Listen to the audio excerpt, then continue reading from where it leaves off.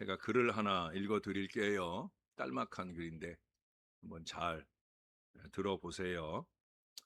몇십만의 인간이 한 곳에 모여 자그마한 땅을 불모지로 만들려고 갖은 애를 썼을지라도 그 땅에 아무것도 자라지 못하게 온통 돌을 깔아 버렸어도, 그곳에 싹트는 풀을 모두 뽑아 없앴어도, 검은 석탄과 석유로 그을려 놓았어도, 나무를 베어 쓰러뜨리고 동물과 새들을 쫓아냈어도 도시에 돌아오는 봄을 막을 수는 없었다. 태양은 따사롭고 풀은 소생한다. 예, 그런 글이에요. 어디에 나온 글이냐면요, 인류의 최고의 고전으로 사랑받는 톨스토이의 부활, 첫머리에 나오는 글입니다. 이 대목만으로도 우리는 부활이라는 이 작품이 무엇을 말하려 했는지 짐작할 수가 있습니다. 이 세상 무엇으로도 다시 살아나는 이 생명의 힘을 막을 수 없다는 것. 그래서 톨스토이는 그 작품의 제목을 부활, 러시아 말로 하면 보스크레세니아라고 그렇게 적어두었어요. 그 어떤 것으로 막으려 하고 또 아무리 부정해 본다 할지라도 이 새 생명의 부활은 엄연히 존재한다는 거예요. 하나님께서는 왜 이 부활이 있게 하시고 그것을 우리 인간에게 믿도록 말씀하고 계시는 걸까요? 올해는 유난히 벚꽃이 조금 더 일찍, 조금 더 활짝 핀 것 같아요. 어떻게 벚꽃 구경은 좀 다녀오셨나 몰라요. 저는 못 가봤어요. 그냥 차 타고 다니는 결에 잠깐씩 보이는 것에 만족하는 그런 시간들을 지났습니다. 우리가 해마다 거듭 깨닫게 되는 것이지만 이 부활이야말로 우리가 확신해야 할 궁극적 믿음이라는 사실이에요. 그래서 지난 주일에 이어서 한 번 더 이 부활에 대한 말씀을 오늘 나누어야 되겠다 하는 마음을 하나님이 주셨습니다. 부활주의를 맞이하기 위해 우리는 그 전 한 주간 고난주간이라고 해서 우리 주님과 함께 고난의 일정을 보냈습니다. 잘 아시는 대로 종려주일에 우리 예수님께서 군중의 열렬한 화로 속에 예루살렘에 입성하시고 난 후에 무서운 음모가 급박하게 진행이 되었죠. 드디어 예수님께서는 십자가에 못 박히시게 되었습니다. 부활의 날이 오기까지 죽음을 넘어서는 그 고난의 시간들이 계속 되었다는 거예요. 그러나 우리는 이 고난의 날의 부활을 더욱더 확신할 수가 있습니다. 성경은 죄와 고난 그리고 부활을 어느 것 하나 따로 떼어 생각할 수 없는 연결선상에 올려놓았어요. 오늘 본문도 보세요. 여기 3절 하반절부터 보시면 성경대로 그리스도께서 우리 죄를 위하여 죽으시고 장사 지낸 바 되셨다가 성경대로 사흘 만에 다시 살아나사. 성경대로입니다. 예? 오늘 본문은 이 성경대로를 이렇게 강조합니다. 여기서 말하는 이 성경은 구약을 가리키는 거지만 그 말씀대로 우리 예수님께서는 요한복음 11장 25절 26절에 말씀했죠. 나는 부활이요 생명이니 나를 믿는 자는 죽어도 살겠고 무릇 살아서 나를 믿는 자는 영원히 죽지 아니하리니 이것을 내가 믿느냐라고 부활신앙을 가르쳐 주셨어요. 그 배경은 예수님께서 예루살렘에 입성하시기 며칠 전입니다.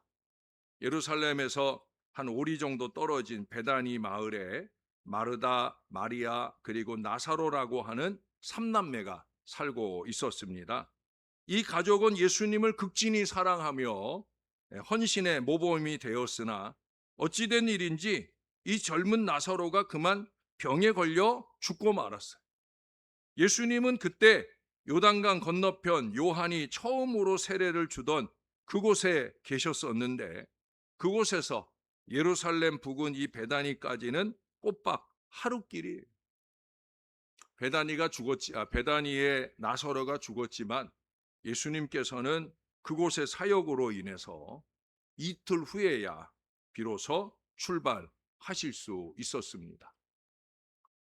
잃어버린 한 어린 양도 중요하지만 그보다 더 많이 잃어버린 양들을 돌보셔야 하는 주님의 사역 때문이었어요. 그러다 보니 이미 나사로의 육신은 무덤에 들어갔고 더운 지역이기 때문에 시신에서 썩는 냄새가 벌써 나는 상태였어요. 예수님은 슬픔에 잠긴 마르다에게 내 오라비가 다시 살아나리라 말씀하셨어요. 그러자 마르다는 마지막 날 부활 때에는 다시 살아날 줄을 내가 아나이다라고 대답을 해요.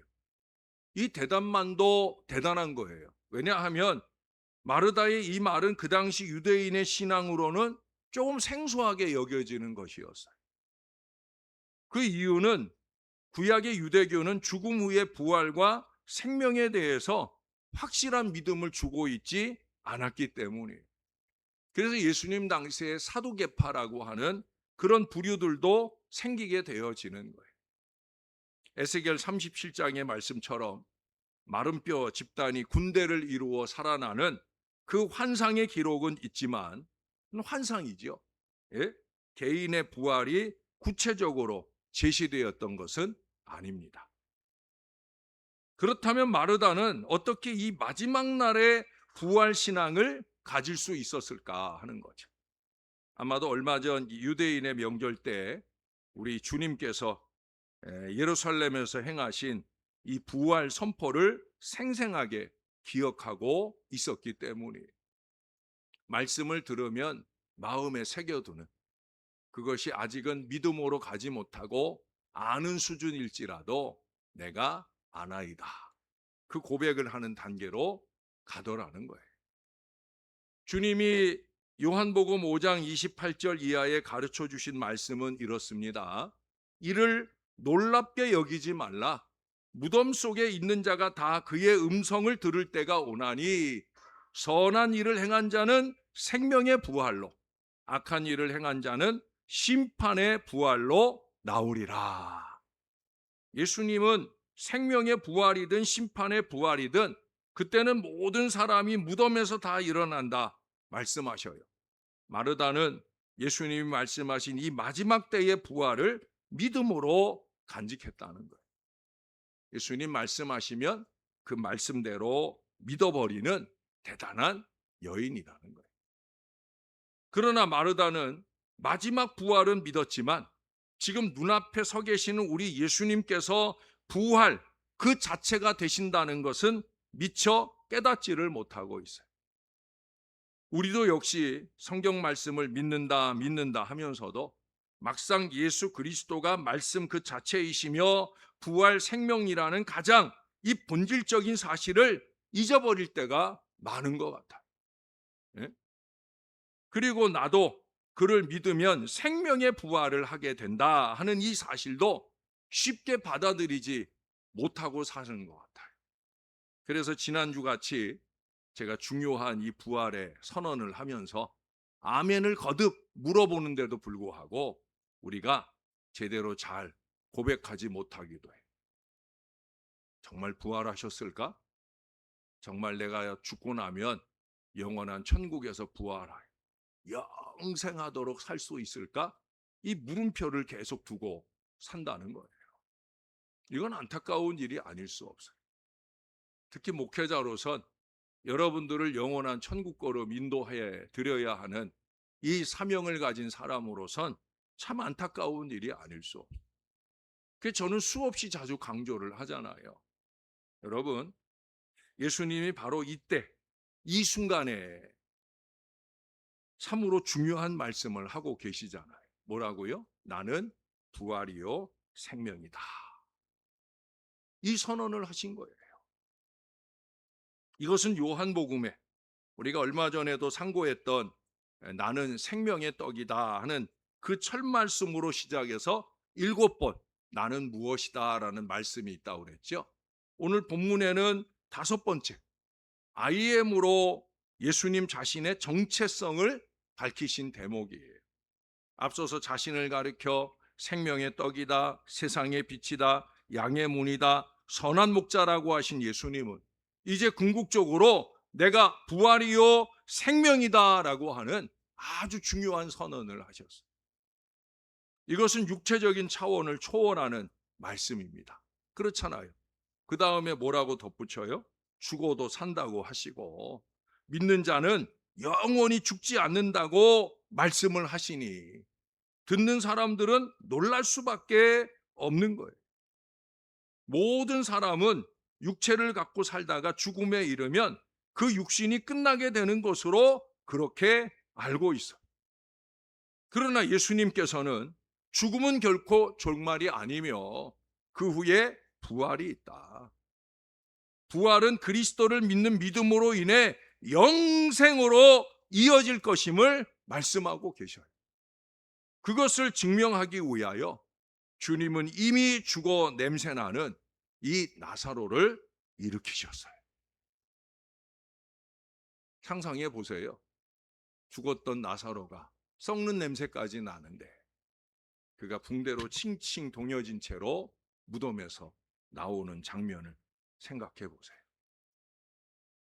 그 무덤 앞에 있었던 많은 사람들이 난리가 났을 거예요. 나사로가 살아났다. 예? 그러나 이 소식은 예루살렘 지역에 살던 사람들에게 엄청난 특급 부활이요 생명 사건으로 다가오기는 해도 그가 살아난 사건이 부활의 예증은 될 수 있지만 성격상으로는 복음서 안에 또 다른 소생의 역사가 있잖아요. 소녀나 또는 청년처럼 그것은 소생으로 봐야 된다는 거예요. 구약의 엘리야가 사르밧 과부의 아들을 살렸잖아요. 엘리야 선지자 역시 수넴 여인의 아들을 일으켰습니다마는 성경에 그것을 부활이라고 기록하지 않아요. 그건 소생입니다. 그들은 다시 살았지만 곧 다시 죽게 되잖아요. 사도행전에서도 베드로가 다비다를 살리거나 바울이 유두고를 살린 일 역시도 모두 소생에 해당되는 거예요. 여러분, 소생과 부활은 달라요.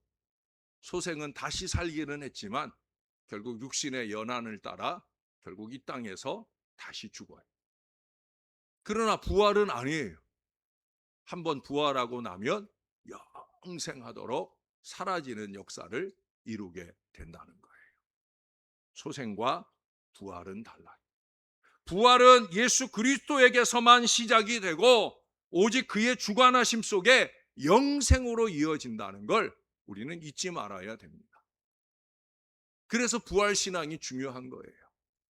오늘 본문은 참된 부활의 의미를 말하기 전에 예수님의 부활을 목격한 사람들을 열거하고 있죠. 바울 사도가 이 서신을 기록할 무렵에는 부활하신 예수님을 직접 본 사람들이 아직도 생존하고 있었으므로 부활의 증언자가 될 수 있어서 그만큼 전파가 용이하다는 점이 고려되었어요. 베드로, 12제자, 500여 형제, 주님의 동생 야고보, 그리고 사도 중에 가장 작은 자라고 스스로를 말하는 이 바울까지도 부활하신 예수님을 보았다라고 말하고 있어요. 여기에 언급하지 않았지만 그 외에도 막달라 마리아나 엠마오로 가는 그 두 제자 등 많은 사람들이 주님의 부활을 목격하고 전파했어요. 부활하신 예수님을 직접 본 사람들은 그 부활 믿음을 근간으로 삶의 모든 것이 달라졌어요. 부활의 믿음이 있으면 달라지는 거예요. 전파하고 싶은 의욕과 용기가 일어났어요. 그게 보혈 신앙을 바탕으로 한 부활 신앙자들의 특징입니다. 단순한 소생과 구별할 수 있는 분별력도 생겼다는 거죠. 영생에 대한 기쁨과 확신이 넘치게 됩니다. 그러나 부활을 믿지 않고 교회 안에 있으면 저도 목회자와 교회를 적대시하는 사람들 가운데는 이 죽은 자가 부활한다는 것은 절대로 있을 수 없는 일이다, 반박하는 그런 사람들도 있었어요. 교회 안에 있으면서도 믿지 못하더라는 거죠. 오늘날로 표현하면 교회는 다니고 있어요. 수십 년 교회를 다녔어요. 그런데 부활을 믿지 못해요. 예수님의 부활은 어선풀에 부활절을 맞으니까 믿는 것 같은데 자기가 죽고 난 뒤에 부활하여 영생하도록 천국에서 살 거라고 하는 이 부활의 믿음은 안타깝게도 갖지 못하고 교회를 다니는 분들이 의외로 많이 있다는 거예요. 그래서 바울이 이 고린도서를 쓴 거예요. 여러분, 바울 사도는 이렇게 대답을 해요. 그러면 예수 그리스도께서도 부활하지 못했다는 말이 아닌가? 만일 그렇다면 우리의 믿음은 헛것이고 우리가 전파하는 것도 거짓이며 모든 사람 가운데 가장 불쌍한 자가 되고 말 것이 아닌가? 부활이 없다면 우리의 신앙 자체가 완전히 붕괴된다는 거. 그게 16절 이하에서 말씀하는 거예요. 고린도전서 16개장 가운데 15장, 이 부활장이라고 하는 걸 가장 길게 쓰면서 역설한 이유가 여기에 있어요. 왜 불쌍한 사람이 되려고 하는가? 왜 수십 년 믿은 신앙을 왜 쓸데없는 것으로 만들려 하는가? 바울은 통탄하며, 김용준 목사는 통탄하며 말씀하고 있는 거예요. 여러분, 기독교인이란 예수님께서 인간들의 죄악을 대신 짊어지시고 십자가에 달려 죽으셨다는 것을 믿는 사람들입니다. 거의 대부분은 여기까지 믿어요. 여기까지 믿는 게 보혈신앙이죠. 그러나 여기까지는 일종의 지식일 수 있고요. 정작 신앙은 사실은 그 다음부터 시작이 되는 거예요. 하나님께서 이렇게 죽음을 당한 예수 그리스도를 다시 살리셔서 사망을 이기고 부활 승리를 주셨습니다.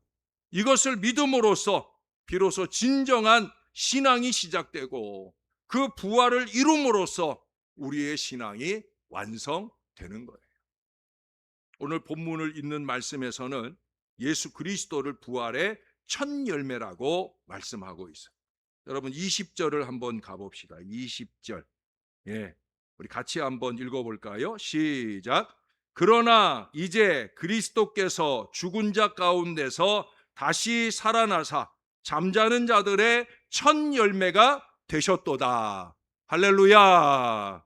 이스라엘 자손들은 가나안 땅에 이르러 추수할 때 곡물의 첫 이삭 한 단을 제사장에게로 가져갈 것을 명령받았어요. 첫 열매를 하나님께 드린 후에 백성들은 그 추수한 곡식을 먹고 기뻐했다는 거예요. 오늘날에도 교회 안에서 그런 믿음으로 혹시라도 첫 열매를 거두는 일을 하게 될 때 교회로, 목회자에게로 정성껏 가져오는 그런 분들도 있어요. 이 믿음 때문이에요. 그러나 그거보다 더 중요한 건 뭐예요? 그리스도의 부활은 하나님께서 앞으로 인간에게 주실 부활의 보증이며 약속이다라는 점을 이 구약의 제사의식과 연결해서 표현한 그런 구절이. 첫 열매를 목회자에게, 교회에게 가져오는 게 중요한 게 아니라 주님의 부활이 첫 열매요. 나도 주님처럼 부활할 거다. 이걸 믿는 게 더 중요한 줄을 아시기 바랍니다. 이걸 꼭 새기셔야 돼요. 예수님은 처음 부활이시고 부활 예수님을 생명의 구주로 믿는 우리도 그를 따라 부활합니다. 아멘. 아멘. 여러분, 이 영광의 소망을 가슴에 품고 부활 신앙을 확고히 가져야 진정한 그리스도인이라는 거예요. 그것도 입술에 아멘이 아니라 좀 어깨 딱 펴고 크고 작은 육신의 질병 고통이 찾아올지라도 괜찮아. 내가 이 땅의 생에 마치면 천국 갈 건데 뭐. 할렐루야. 이 믿음이 분명히 서 있어야 된다는 거예요. 정말 중요한 것은 부활이야말로 우리 믿음의 마지막 종착점이라는 사실. 부활이 없다면 그리스도인은 정말 아무것도 아니게 되는 거예요. 그래서 오늘 성경 본문의 그 뒤쪽에 보면 극단적으로 18절에 보세요. 망했다라고 얘기를 하잖아요. 부활이 없다면 망한 거라는 거예요. 19절에 보면 더욱더 불쌍하다라고 하는 과격한 용어까지 사용을 합니다. 부활이 없다면 우리는 망한 것입니다. 부활을 믿고 세상의 욕심을 억눌렀으니 불쌍하기 짝이 없는 사람들인 거죠. 망할 것을 각오하고 나섰으므로 이제 우리는 이 부활 신앙에 모든 것을 걸 수밖에 없는 거예요. 우리의 인생 전부를 쏟아부어 영원을 얻는 이 믿음의 행로에 온전히 나서야 됩니다. 그래서 저는 이 부활 신앙을 강조해요. 이 행로를 걸으면서 분명히 해둘 일이 있어요. 예수님을 믿는다고 하면서도 부활에 대한 믿음이 희미한 사람들이 많아요. 그래서 건강 겁쟁이들이 많아요. 네? 여러분, 우리 그렇게 살면 안 돼요. 몸의 부활과 영생을 믿는다라고 오늘 우리가 예배 때마다 신앙 고백을 했잖아요. 네? 몸의 부활과 영생을 믿습니다. 고백했잖아요. 영생의 확신을 갖는 사람들이 과연 얼마나 될까? 걱정스러울 때가 많아요. 부활 신앙을 갖기까지 혼란스러웠던 시절이 있었다라고 고백하는 사람들이 많이 있어요. 그들은 만약 부활이 없다 해도 교회 와서 하나님 좋은 말씀을 많이 들었으니 그래도 망한 것은 아니라고 스스로 위로하기도 했다라고 말합니다. 아니에요. 다 쓸데없는 거예요. 부활 신앙은 아무나 쉽게 가질 수 있는 것이 아닙니다. 왜 그러느냐? 부활의 전 단계로 죽음이 있으니까. 지난주에도 제가 선포했지만 죽음, 예수 믿는 우리에게는 죽음은 이미 끝장난 건데 죽을 것에 대한 염려 때문에 부활 신앙이 온데간데 없게 되어진다. 100세 시대라지만 100년이 지나면 그 이전에라도 우리는 한 사람도 빠짐없이 죽어 이 세상을 떠나게 될 겁니다. 맞아요. 다 죽어요. 언제 죽느냐의 차이만 있을 뿐이지 우리는 다 죽어요. 부활 신앙을 가졌든 갖지 못했든 가진 채 했든 희미하게 가져보려 했든 간에 우리는 모두 죽을 수밖에 없어요. 의사는 우리의 사망 진단서에 죽음의 원인을 여러 가지로 기록해 놓을 거예요. 요즘 들어 가장 많고 기본적인 암으로부터 뇌혈관 파열이라든지 심근경색이라든지 교통사고에 의한 흉부압착 등 많은 죽음의 이유들을 사망 진단서에 적어 놓을 거예요. 그러나 여러분, 하나님께서는 그 죽음의 원인을 딱 한 가지로 보십니다. 뭡니까? 죄예요, 죄. 바로 그것 때문이에요. 그래서 무덤에서 내 육신은 썩고 태워지게 될 것입니다마는 하나님께서 정하신 때가 오면 죄인 모두가 다시 살아날 것입니다. 주님께서는 그때 천국에서 영생하는 부활로 지옥의 고통에 들어갈 부활로 나누어질 것임을 명백히 말씀해 주셨어요. 목사님, 우리 그거 알아요. 아는 걸 말하는 게 아니에요. 마르다도 알았어요. 저는 여러분들이 알기를 원하는 게 아니라 믿기를 원해요. 사랑하는 여러분, 정말 부활을 믿으십니까? 그런데 왜 벌벌 떨고 살아가십니까? 수십 년 믿으면 도대체 뭘 믿고 살아오신 거냐고 제가 대놓고 말하고 싶을 때가 너무 많아요. 예? 물론 마지막 고민이 하나 있죠. 그게 뭐예요? 그날에 부활한 나는 과연 어떤 모습일까? 노인으로 쭈글쭈글 주름진 상태라면 과연 어떻게 할까? 장기 기증을 해서 눈 없이 부활하게 된다면 그러면 어떻게 될까? 내가 허리 아프게 살다가 그 구부러진 모양으로 부활하면 계속 힘들지 않을까? 이런 생각들이 부활을 맞이하는 우리 인간들의 고민이라 할 수 있겠어요. 이 모든 염려를 단숨에 제거하는 말씀이 있어요. 생명의 부활은 완전한 변화와 함께 옵니다. 여러분, 그 뒤에 52절, 자 52절 여러분들이 함께 읽어주시면 제가 물 한 모금 마실게요. 자, 시작.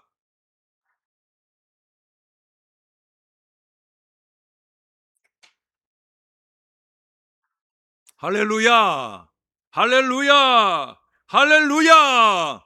바뀐다고 하시잖아요. 부활의 때 우리는 벌써 썩지 않을 변화체로 바뀌어져 있을 것을 말씀해 주고 있어요. 예? 죽었던 것처럼 땅에 묻혔던 씨가 변화되어 푸르게 자라나는 싹이 되는 것과 보잘것없이 꿈틀거리던 애벌레가 또는 꼼짝 못하는 고치가 봄 하늘을 아름답게 수놓는 나비로 바뀐 것이, 그게 예증이잖아요. 우리도 그보다 아름답게 변화될 줄로 믿습니다. 죽음이 생명으로 변화되고 영원한 그리스도의 생명으로 완전한 변화가 이루어지게 되는 거예요. 고난의 인생길 맞아요. 그러나 이 인생 후에 영광스러운 변화가 우리 가운데 찾아온다 하는 그 확신이 바로 부활신앙이에요. 하나님께서는 이 세상에서 고난을 받고 있는 우리의 약한 몸, 병든 몸, 제한된 인생을 어떻게 하실까? 어떤 모습으로 바꾸어 주실까? 여러분, 그리스도의 부활을 믿는 우리들에게 주신 성경의 약속이 여기 있어요. 빌립보서 3장 21절에 보면은요, 우리의 낮은 몸을 자기 영광의 몸의 형체와 같이 변하게 하시리라. 할렐루야. 우리가 지금 예수님처럼 살겠다고 영부림치며 애쓰지만 제대로 잘 안 되는데 마지막 때 참 못나고 썩어 없어질 우리가 그리스도와 같이 되어진다. 예? 벌레처럼 천했던 이 육신이 부활하신 영광의 그리스도와 같은 형체로 변하게 될 것을 여러분, 우리는 확실히 믿습니다. 아멘. 예, 제가 주중에도 말씀을 드렸지만 지난 주중에 제가 우리 장로님들을 모시고 김용만 장로님 병상에 찾아뵀어요. 정원사님의 말씀도 있고 또 본인도 그런 마음으로 준비되어 있어서 그래서 거의 임종 예배 같은 예배를 드리게 되었어요. 그런 순간이 오면 저는 아직 정신이 맑을 때 신앙 고백을 하게 해요. 어떤 신앙 고백이냐? 어느 때 하나님이 부르셔도 천국 갈 줄로 믿습니까? 라는 이 물음을 던져요. 장로님은 말 한마디 내놓기 어려운 많이 힘든 상황이지만 아멘 하고 큰 소리로 고백을 하셨어요. 요한계시록의 말씀을 나누고 제가 간절히 기도를 해드렸어요. 예수님 이름으로 기도합니다. 아멘 하고 났을 때 힘없이 누워 계시던 장로님이 몸을 똑바로 하고 그렇게 힘차게 영원한 천국을 바라보시며 큰 박수로 마무리를 해주셨어요. 저나 우리 장로님들은 많은 눈물을 쏟을 수밖에 없었습니다. 그렇게 믿음의 의연함으로 천국을 바라보는 우리 장로님의 신앙을 우리가 크게 도전받는 시간이었어요. 여러분, 박수 칠 때 떠나라라는 말 잘 아시죠?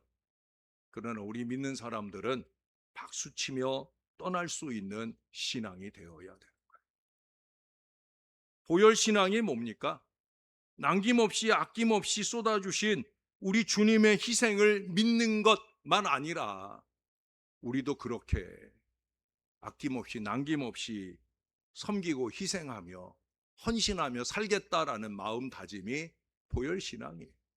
그리고 그 신앙을 밑바탕으로 우리도 그렇게 보혈 신앙으로 섬기며 희생하며 헌신하며 잘 살다가 이제 주님이 오라 하시면 이제 나 천국 간다 박수 치면서 부활의 미래로 힘있게 나가는 참 부활 신앙의 의연한 믿음으로 다 살아내시는 우리 사랑하는 신월제일교회 모든 성도들이 되시기를 우리의 구주 되시는 예수님 이름으로 간절히 축원합니다.